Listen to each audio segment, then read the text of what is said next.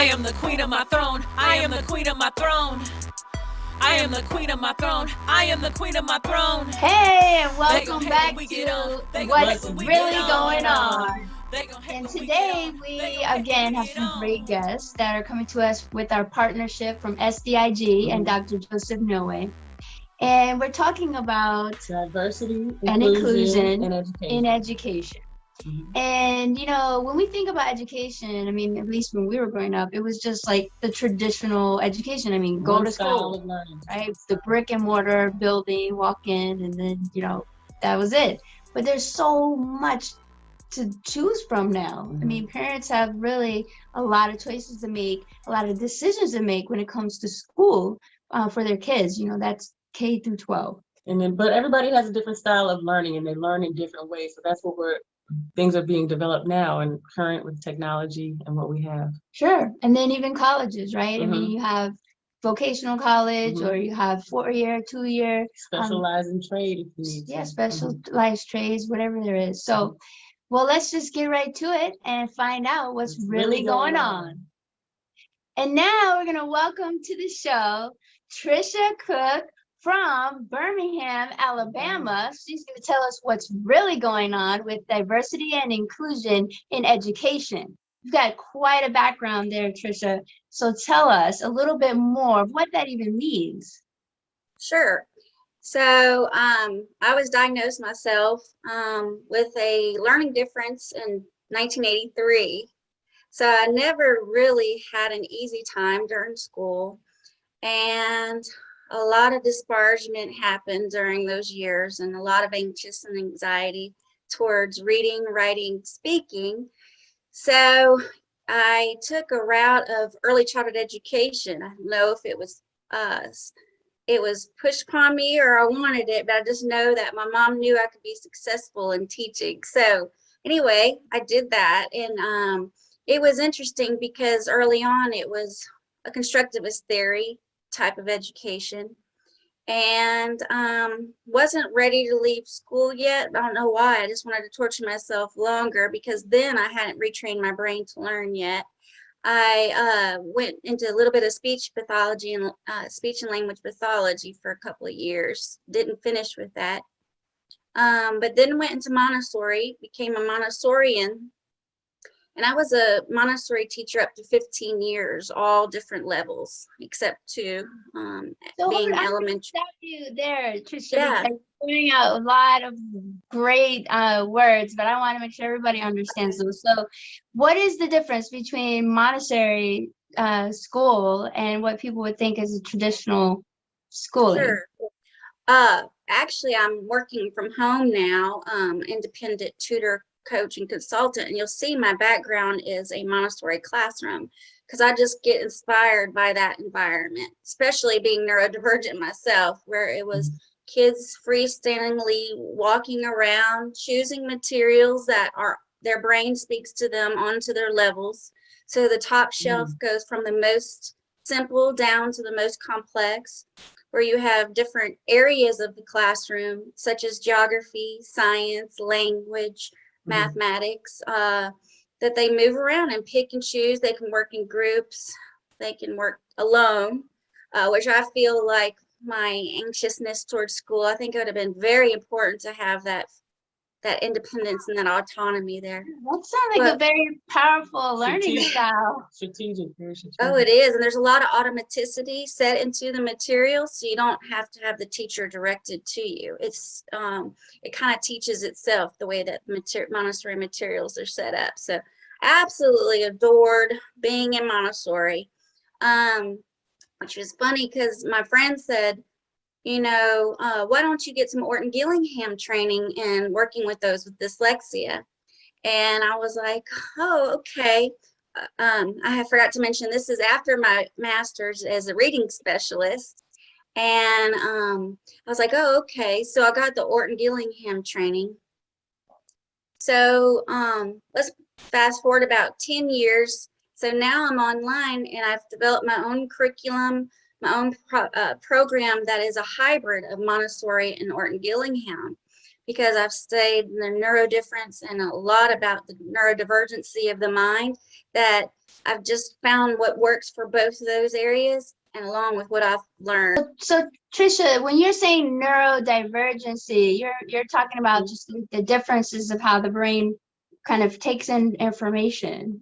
So your Exactly. concept of merging the Montessori with the practices for dyslexia, is that this neurodivergent practice you're doing, or do you want to put it in your words? Yeah, so neurodivergency or neurodivergent people, they're just wired differently, like you said, and they learn differently from everybody. So really what I found was we're also very much sensorily overload or underwhelmed. We got high hypersensitivity or hyposensitivity. So with the Orton Gillingham, I wanted to match the fact that some kids are, again, hypersensitive, not to have the multisensory. But go with the Montessori in the fact that it's all very levelized and systematic in the way that you're teaching, and that you're following the child whatever level they're on. But it's all about, too, with Montessori, it's the mastery of the level. It doesn't even have to, again, be based off the material like Orton Gillingham, because there's so many types of sensory overload that we have happening. So my program is very, very levelized, and it's, again, based off mastery. So Are you able to have students work hands-on? Because I think visual learning is plays a big part in probably your learnings. Yeah. So since I'm online, I do add a lot of movement. So not a lot of the tactile sense because of the sensory issues, a lot of the kids. So we do this for like a sound. We do ah, and I point to my mouth and we make the A like that. Because I also found it was based off of not the processing the material, but just hearing it. So when it was it was never processed. So again, most of the kids I work with are neurodivergent, along with having dyslexia. She's also a neurodivergency. So it's a sound and language processing disorder. See, so I go with the fact that they're not processing it so much as just hearing the sounds. But there is movement in this and in this. And that's also very visual. So that's quite different. So what successes have you seen from your methods? So I've done 85 evaluations. So I start off with an evaluation of 3 different kinds.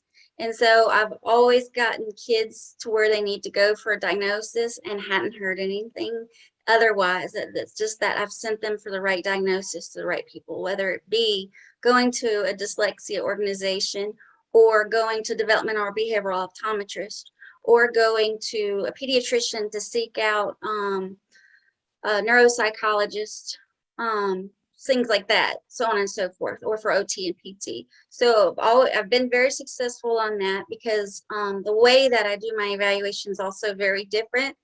I got to explain some of that too. When a parent signs up for the complete program of my Albert, what they get is 2 checklists from me at first, and it's one on finding out their gifts and strengths and learning interest. That one's, you can understand.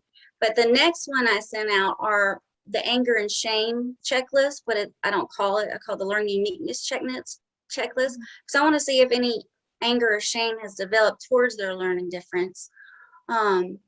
So that looks at the social emotional component, and a lot of people don't have that. And then I give them a learning difference screening, again, that takes them to the next steps of where the diagnosis needs to be. So they're not searching and finding and wasting a lot of money there.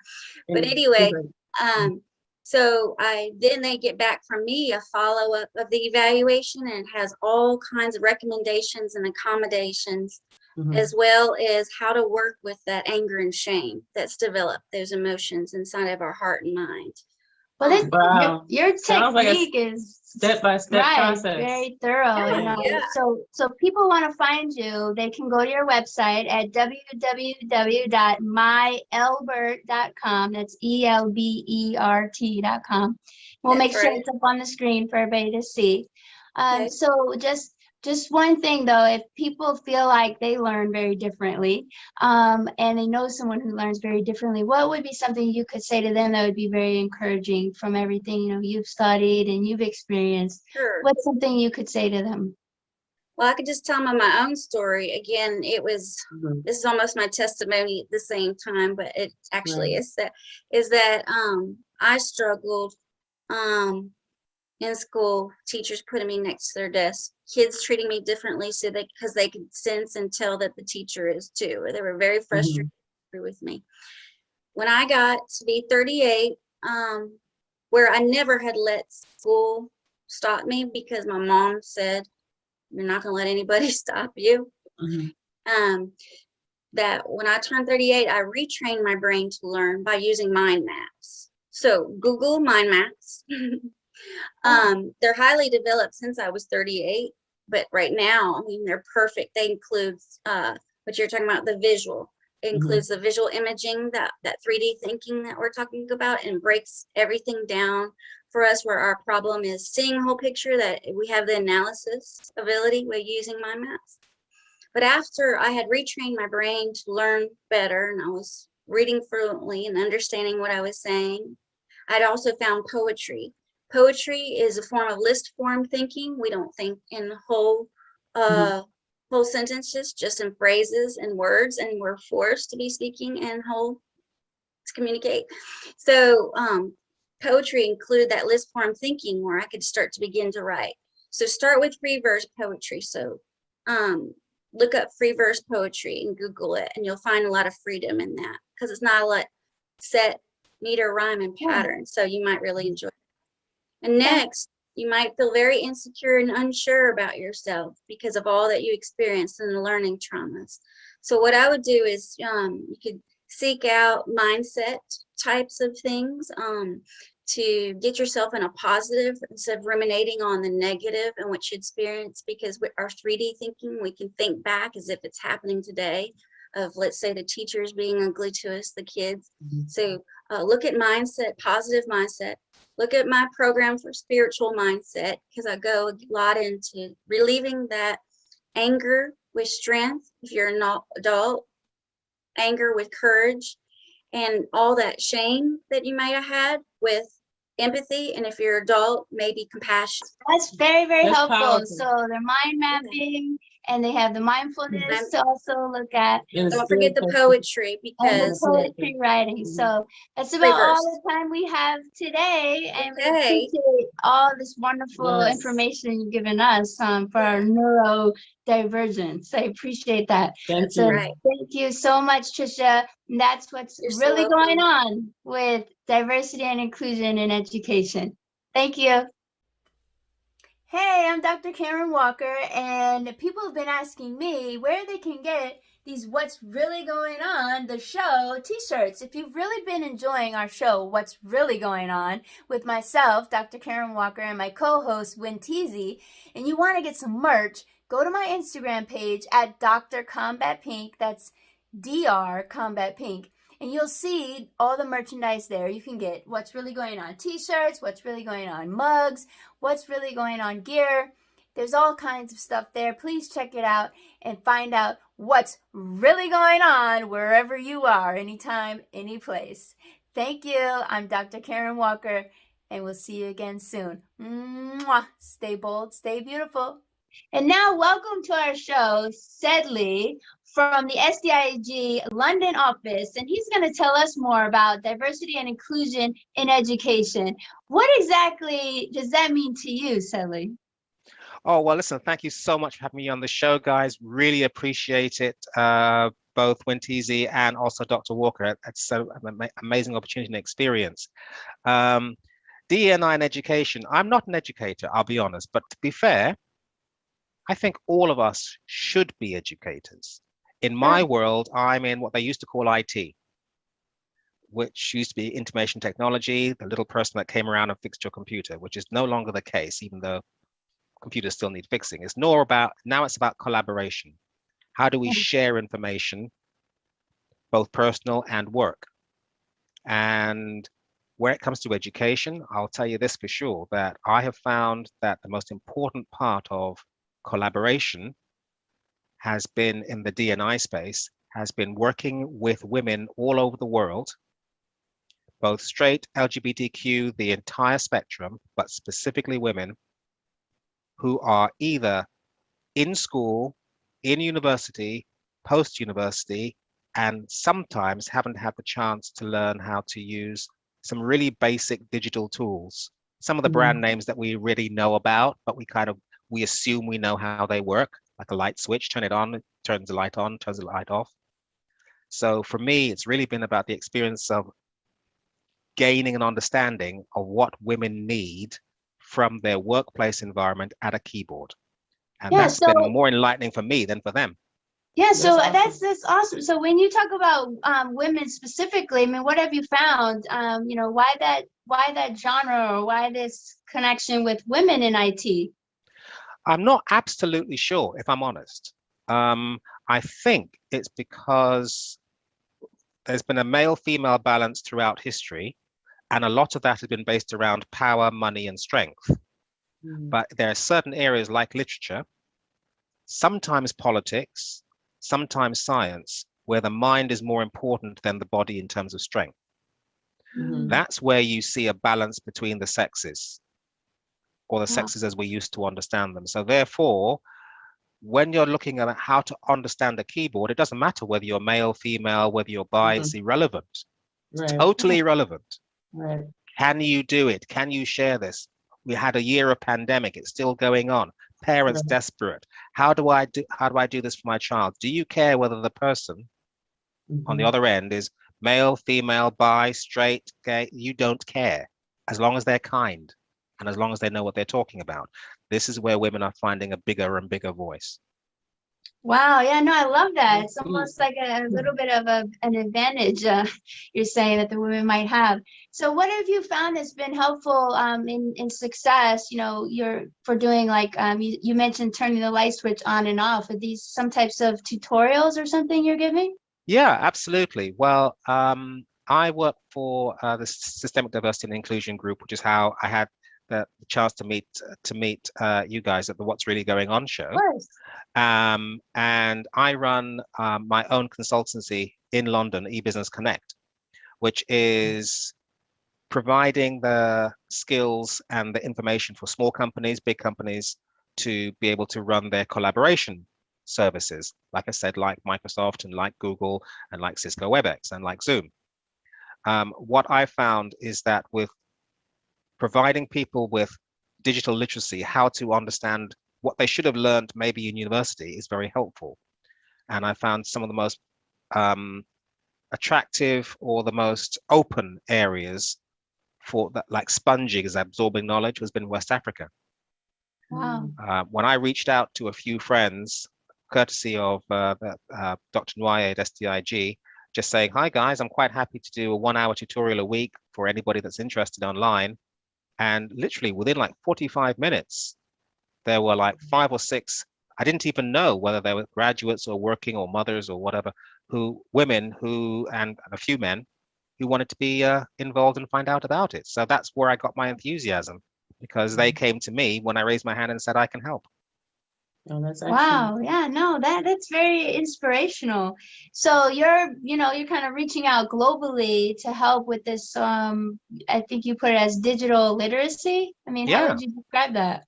I think that's the case, because at school we learn how to read and write. I can remember being taught how to read, to write with a pencil before I was writing with a pen, because you couldn't rub out a pen. With a pencil, you could rub it out. And I don't think we teach folks, we give people the opportunity to learn how to use a keyboard.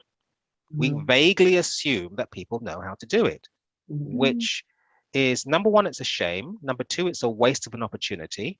And if I'm honest, number three, it's just ridiculous, because you wouldn't do that with anything else that was important. Doesn't matter whether it's driving a car or working in the military or working as a dentist, anything. You would show people, give them the opportunity to learn. And you give them the tools to do it. You wouldn't just assume vaguely, oh, this person's strong, therefore they know how to play football. Well, no, they're strong. Now we're going to teach them how to play football. Right. That's a great example. So if people are wanting to learn more and they want, help, or they're trying to help others, what's a good place for them to start? Well, I would say that at STIG, we certainly offer a certain amount. We don't specialize in tech tutoring, but we do provide a lot of mentoring, support, and training support in this kind of collaboration space where we have WhatsApp and we have all these things. That will be available for people to look at on the website in the next few months. Okay, so go Over to in the London as well. So STIG. just go to systemicdiversity.org, and there'll be some information on there that people can pick up on. That'd be great, and they can find out about what I do in London, myself and my team, from the STIG website as well. It's the easiest place to go, and they can find out about what's really going on too. Yes, yes. There, you can go to systemicdiversity.org website, and we'll get that up there. So before we let you go, we always ask, what is something that, you could have told, your, younger self before getting into this, this industry now, just to give some inspiration to some others that are interested in doing this type of work. 2 words: have patience. That's very good. I'm not being philosophical, I'm not being smart, I'm not being clever. It's the honest truth, because you have to have patience with yourself. That way you discover things that maybe you felt you should have known years ago. Oh, I wish someone told me that when I was at university, that I didn't know you could do that. Then you have to have patience with other folks, because you know something doesn't mean someone else knows it the same way. So maybe it's a good idea to ask someone to say, hey, Winteezy, listen, I've got this on my keyboard, or I've just found I can do this with WhatsApp. What do you think? And then you can say, I never heard of that before. Or you can say, yes, Sedleigh, I know about that, by the way.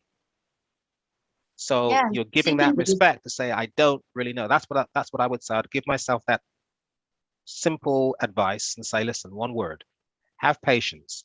Because I'd say, you know what, at my age, God, give me patience, because if you give me strength, I'm going straight to jail. That's excellent. Well, thank you so much. It's been a pleasure having you on our show. And that's what's really going on. So thank you so much. Thanks so much, Dr. Walker. Thanks, Winteezy. See you guys soon. Bye. We had 2 wonderful guests on diversity, inclusion, and education. 2 different views, because with education, there's a lot of dynamics to it, a lot of different ways people learn. So that's what's really going on. I'm Winteezy. Tune into our show. I am the queen of my throne. I am the queen of my throne. I am the queen of my throne. I am the queen of my throne. They gon' hate when we get on. They gon' hate when we get